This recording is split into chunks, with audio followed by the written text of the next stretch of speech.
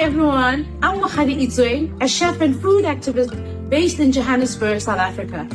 This year of the millet, I've partnered up with the FAO to bring you quick and easy millet recipes.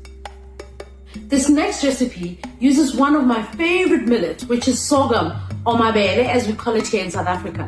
I love this grain purely because it's steeped in our culture, but it's also packed with proteins and nutrients that we need, and it's good for the planet.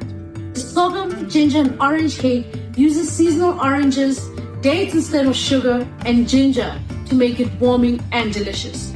I love this cake, and I serve it when I want to impress, like today on Father's Day.